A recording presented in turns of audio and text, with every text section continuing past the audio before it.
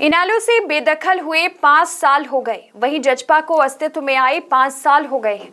इसके संस्थापक और पूर्व सांसद अजय चौटाला जब मंच पर रैली को संबोधित करने आए तो दो बातें साफ साफ झलकी।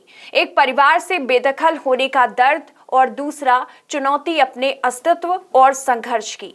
आवाज भी थोड़ी भर्रा सी गई थी कि जब हमें घर से, पार्टी से बेदखल किया गया और हमने भी कहा कि ये लो अपना झंडा और डंडा, हम नए सूरज की तलाश कर लेंगे और जो कर सके इन 5 सालों में वे आपके सामने है। अगला लक्ष्य साफ है, हमें नए सूरज को उगाना है और अपना मुख्यमंत्री बनाना है। इनेलो पर चोट भी की कि वे पार्टी एक ही विधायक तक सिमट कर रह गई जो सक्रिय बनाने के दावे करती थी। यही बात नैना चौटाला ने भी कही कि आज ही तैयारी शुरू कर दो सन 2024 की। इस तरह से एक शंखनाद हो गया है भिवानी की जनसम्मान रैली से। लेकिन क्या ये राह इतनी आसान है? नहीं, बिल्कुल नहीं। ये बात डॉक्टर अजय चौटाला भी जानते हैं और उनके दोनों बेटे भी जानते हैं। हालांकि कहने वाले कहते हैं कि इन वर्षों में 2 ही पार्टी ऐसी आई जिन्होंने सफलता हासिल की, आप और जजपा। कम समय में आप राष्ट्रीय पार्टी का दर्जा प्राप्त करने में सफल रही। बेशक कांग्रेस परेशान होकर इसे भाजपा की बी टीम कहती है। इसके बावजूद ये भी प्रोजेक्ट किया जा रहा है कि अरविंद केजरीवाल अगले प्रधानमंत्री के चेहरे के रूप में पेश किए जा सकते हैं। दूसरी ओर जजपा ने भी दुष्यंत चौटाला को अगले मुख्यमंत्री के रूप में प्रोजेक्ट करना शुरू कर दिया है।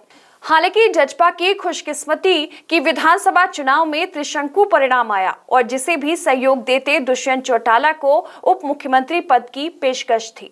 दुष्यंत चौटाला ने कांग्रेस के साथ हाथ मिलाने से इनकार कर दिया और जिस भाजपा को चुनाव के दौरान यमुना पार भेजने का आह्वान किया था उसी के साथ गठबंधन कर लिया। ये जनता को देखना है कि गठबंधन के बाद उनकी आशाएं कितनी पूरी की हैं।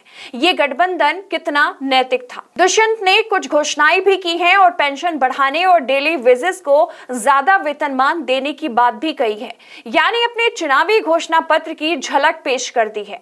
इसी तरह आदमपुर उपचुनाव में भी पूर्व मुख्यमंत्री और प्रतिपक्ष नेता भूपेंद्र सिंह हुड्डा भी अपने अगले घोषणा पत्र की झलक दिखाते रहे, जिसमें खिलाड़ियों, वृद्धों और कर्मचारियों के साथ साथ कम आय वालों के लिए प्लॉट तक देने के वादे शामिल रहे।